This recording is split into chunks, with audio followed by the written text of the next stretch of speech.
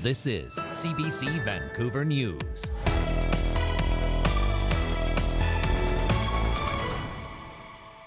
All of a sudden, it's gone.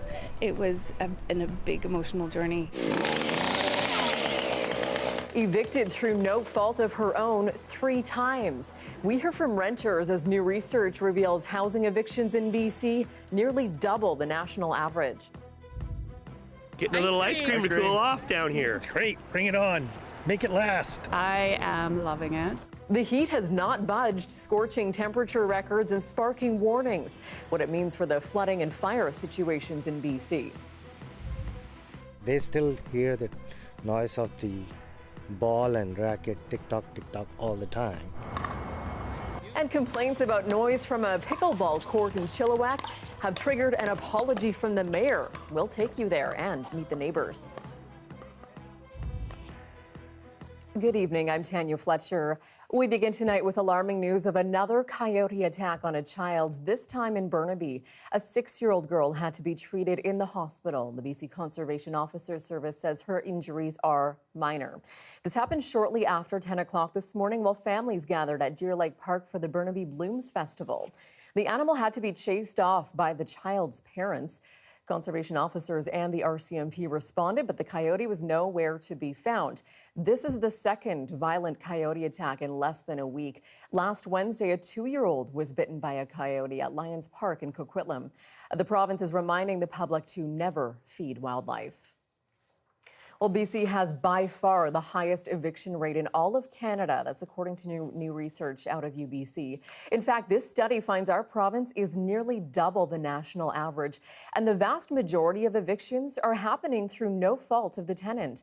The CBC's Michelle Gomez is hearing firsthand stories and hearing what experts are pitching as possible solutions.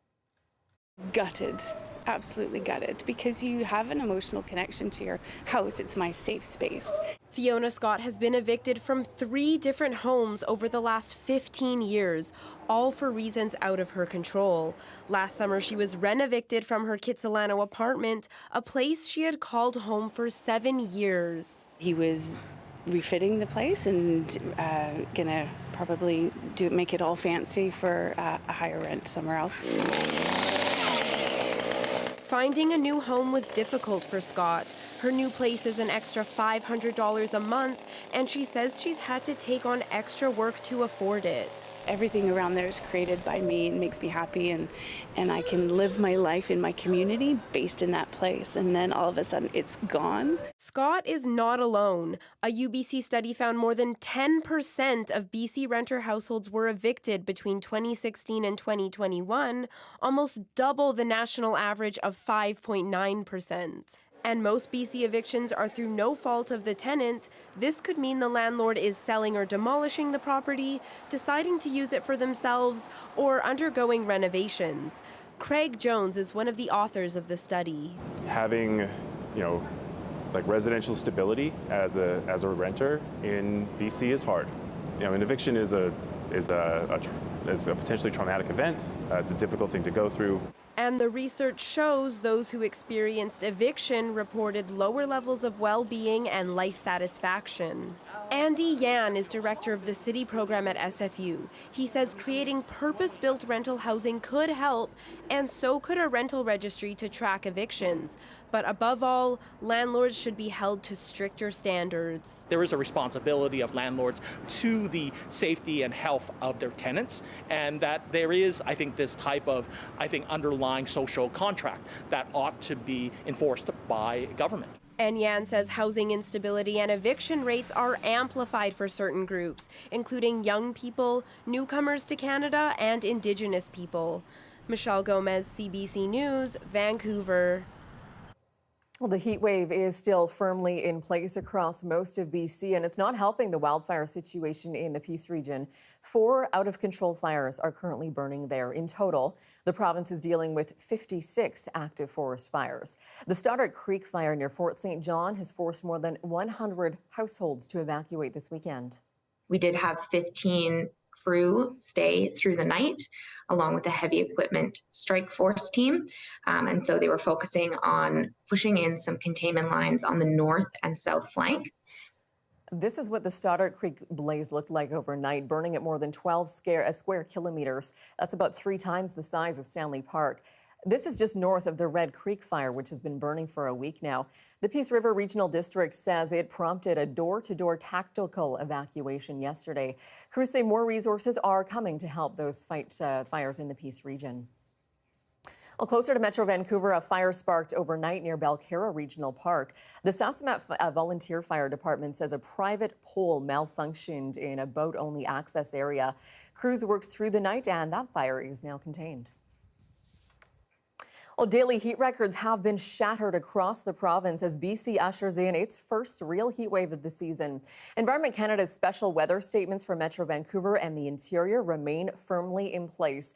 Temperatures in several regions topped 30 degrees today on this Mother's Day, and it was much to the delight of many. Getting a little ice cream to cool off down here. It's great. Bring it on. Make it last. I am loving it. It's good. It's just that sometimes it gets a little bit too hot, so I like to chill out. But be sure to keep an eye out for signs of overheating. That includes dizziness, headaches, confusion, rapid breathing, or extreme thirst. If you think you might have heat stroke, take a cold shower or bath, apply a cool cloth on your skin, and drink lots of water. Environment Canada expects the heat to last well into the week, so you're being urged to do everything you can to keep cool. And looking further ahead, we're not even finished with spring, and already British Columbians are bracing for a hot summer to come. This weekend's rare and record-setting weather is paving the way for dry conditions province-wide. The CBC's Claire Palmer is on Vancouver Island with more. It's a toasty 30 degrees in Comox Valley and in many parts of BC today. An unseasonably warm start to summer right across the province. Many spent Mother's Day out enjoying the sun, the warmest in recent memory. It's been really hot. I've been in Mexico for the past 6 months, and I brought back the weather, so it's pretty warm. And some are already preparing for the dry conditions ahead. Turning off the faucet when we're brushing our teeth, simple things like that, and taking fewer and shorter showers, and taking gray water out of the sink. The spike in temperatures also comes with a warning for rushing rivers. It only takes 15 to 30 centimeters of fast-flowing water to knock down an adult. And other than expert kayakers, people could please stay away from the river. That would be great. The advice, avoid rivers right now. Levels are high for many rivers in BC as the snowpack continues to melt in the unseasonably early heat. While the forecast is holding normal levels for now, things can still change. But yeah, we're seeing a lot of snowmelt, and it's a bit early, unfortunately. We'd rather see that snowmelt play out well into the summer. But like every summer, we'll see what happens. Weather can change significantly, but we'll be ready for that. Many areas are already in early stages of water restriction, another indication of what could be a dry season ahead. Claire Palmer, CBC News, Nanaimo.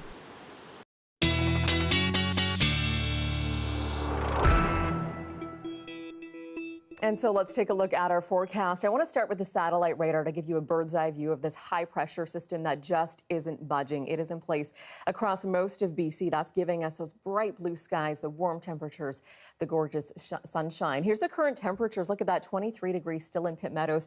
And by the way, we have our first heat warnings of the season issued just tonight by Environment Canada. Terrace and Kitimat both under a heat warning by Environment Canada. We have shattered some records too. Agassiz hit 31.6 this weekend, and Fort Nelson hit 28.1. That previous record goes back to 1973. So definitely some unusually hot conditions across BC. Here's tomorrow's forecast. Tons of sunshine still on the way. I do want to point out one area of concern in the Kootenays. You can see a chance of lightning with just a little pocket of precipitation that's pushing through Alberta. So that's bad news for the forest fire situation, of course. Could spark up some new fires. The risk of flooding as well. It's not good, but it hasn't been as worse as it could be with that remaining snowpack melting. Here's a look at the 5-day forecast for Metro Vancouver. Nothing but sunshine, mid-20s really all through the week, mainly sunny. Look at the bottom left corner of your screen, though, that 15 degrees overnight low. That's usually our average high, daytime high for this time of year. So that really gives you just a perspective and a really context of how unusual this hot weather really is. Well, as we mark Mother's Day around the globe, a Vancouver not-for-profit is shedding light on how inflation is sending the cost of raising children Soaring. As our Janella Hamilton now reports, increasing prices and product shortages is making it feel impossible for some moms to get the critical baby supplies they need. As a post-secondary student and mom to 2-year-old Cassian, Claire Douglas says diapers, kids' gear, and groceries are all getting more expensive, and she's feeling the financial pinch. You're stressed out, overwhelmed by feeling inadequate because you can't necessarily provide what you want to be able to provide for your child and everything. She says having to constantly budget and worry about inflation, she's feeling more burned out than ever before. I want to spend as much time as I can and quality time with my son, but then when you're emotionally burnt out, it's like trying to find those reserves, but they're already used up most of the time by just all the worries. As a single mom, Douglas went to Baby Go Round for help, a Vancouver nonprofit supporting low-income families in BC. Across the Lower Mainland right now, there are hundreds of families who can't afford the essential gear that they need to care for their baby. So we've got sound machines, baby monitors, some swaddles. From clothing and blankets to cribs, strollers, and breast pumps, Neufeld says they are now providing essential items for 30 to 50 families a week, about double the number of clients they helped last year. The increase in need has been both stunning and alarming. Neufeld says in the current economy, community members who used to donate baby supplies are having to sell their items instead. And with demand up and donations down, they're struggling to keep up with the need. March 2022 versus March 2023, we had a 67% increase in the amount we had to spend on supplementing the gear that we were hoping to get donated. Data from StatsCan shows infant formula prices were up 11.8% in March of this year compared to the previous year. A crib that we bought in 2021, the identical crib now, it has gone from $160 to $250. Douglas says this past winter, Baby Go Round provided snow gear for her son, items she may not have been able to afford otherwise. Janella Hamilton, CBC News, New Westminster. Let's head to the Fraser Valley now, and a pickleball court in Chilliwack has suddenly become a battleground between passionate players and the neighbors of the park. At issue is the noise. The CBC Saurabh Sandhu explains. Pickleball is one of the fastest growing sports in North America. But as racket sports go, it's noisier than most. In 2019, the city of Chilliwack opened new pickleball courts in Kinsman Park, merely a few feet away from Harpreet Dhawan's house. You're standing in my patio, but look at the court, how far they are. I'm standing right at the edge of the pickleball court, but if I take 1, 2, 3, 4, 5, 6, 7, 8 steps, and I'm right at the edge of Harpreet's property. Harpreet says the city did not consult the neighbors before constructing the court, but she did not oppose it at first as the community needed a space to exercise during the pandemic. Occasionally, she, along with her husband, even joined other players to enjoy the sport. However, all of that changed in 2021 when the courts were given a new surface and things got louder. It is a continuous, very shrill noise. We had no clue how much noisy it could become. Harpreet says the sound began to impact them psychologically and emotionally, forcing them to stay indoors most of the day. I can't even sit in my house with a closed window, not even with the open window. And Harpreet's not alone with her complaints. My parents, my dad lives, my mom lives with me, and they still hear the noise of the ball and racket, tick-tock, all the time. In August 2022, Harpreet says her husband filed a noise complaint with the city of Chilliwack. The pickleballers had a solution. I spoke to the neighbors and offered that maybe we could pay to soundproof the office of the man that works from home. So means my husband is a prisoner in my own house? Seeing no solution in sight, the city has now restricted playtime on the courts, and players told they can only use a foam ball after 4 p.m. So I just phoned the city yesterday about that because there isn't a foam ball that we use for pickleball. For its part, the city says they know there was a potential misstep, but finding a solution is tricky.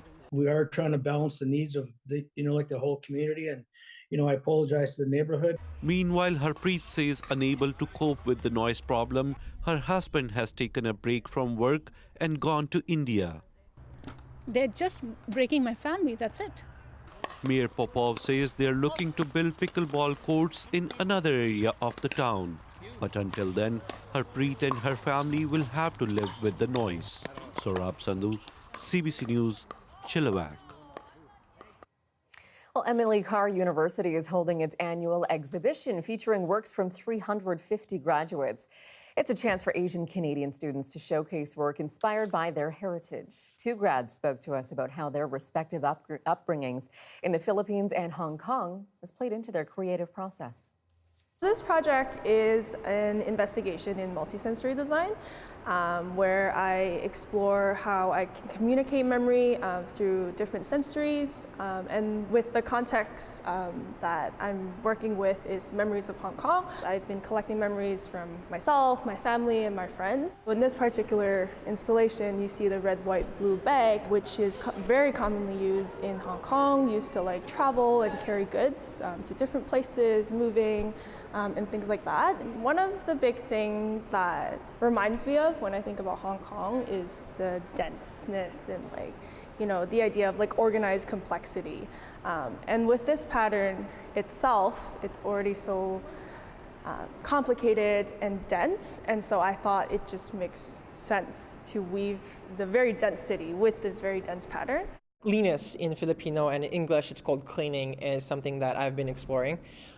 It's an identity that Filipinos have taken as a cleaning service, and so I've trying to investigate this word cleaning and how much of this stereotype here in Vancouver or in Canada in general of how this, third world countries have been taken on here in Canada. We treat these people or this cleaning industry as a low service, but yet, it has benefits on the other end that it needs to be brought up more than just being a low service. Changing the narrative and putting them as an artwork is something that a way for me investigate that, and within the context of seeing it as an artwork and people, this utilitarian object using just dragging, pushing, and pulling carts within the cleanings is something that you don't see in a museum or something that you don't see as an artwork or an art piece.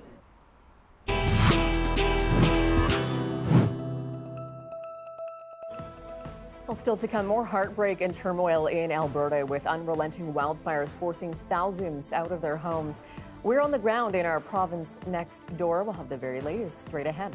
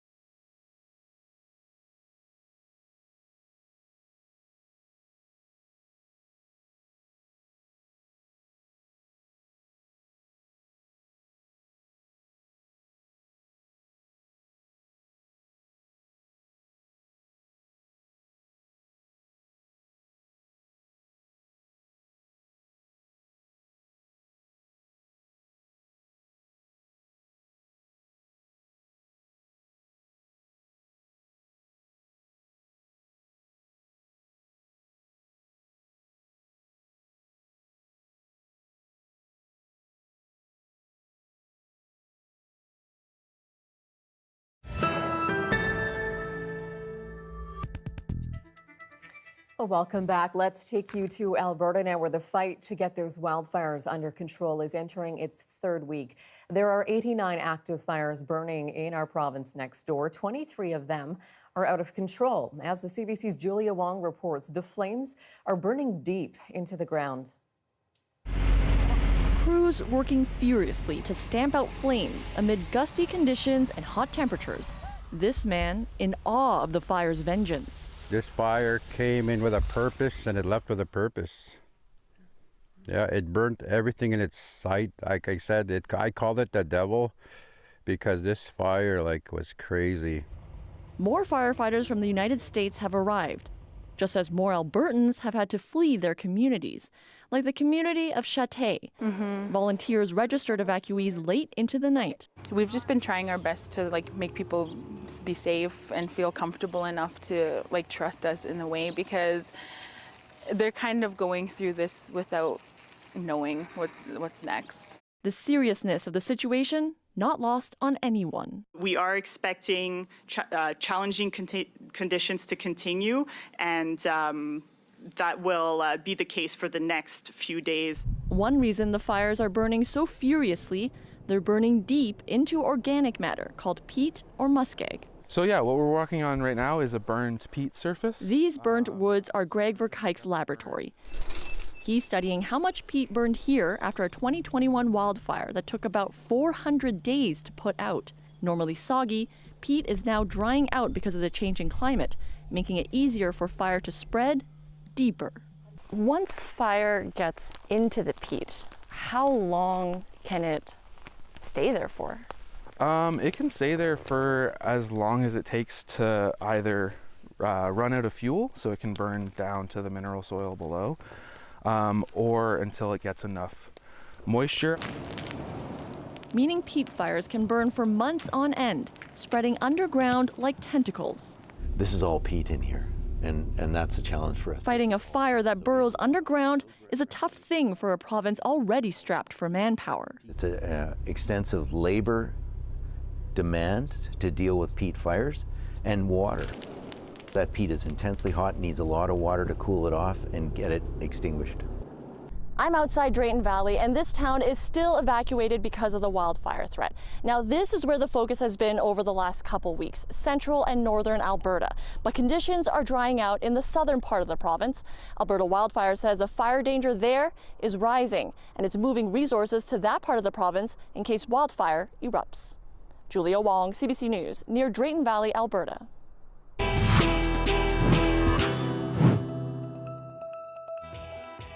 Well, coming up, it has been 2 decades since this flautist took to the stage. How his triumphant comeback performance struck a chord with the community. That's next.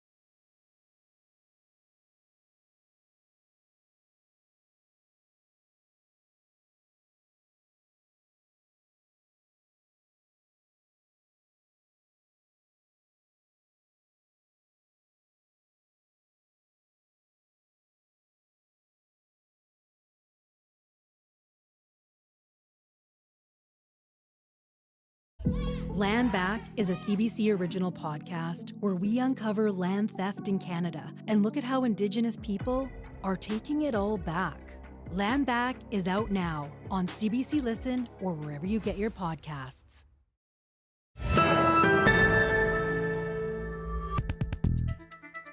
And finally tonight, this Mother's Day, performers of Chinese traditional music took to the stage at the Dr. Sun Yat-sen Chinese Classical Gardens. And among them was a flautist who had given up his instrument for about 20 years. Have a listen.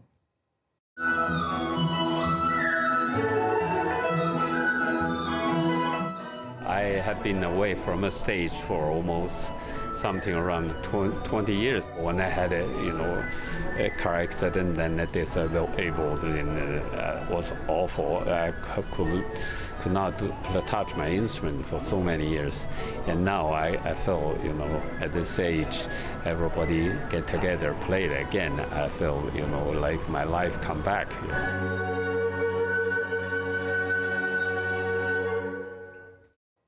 Lovely music indeed.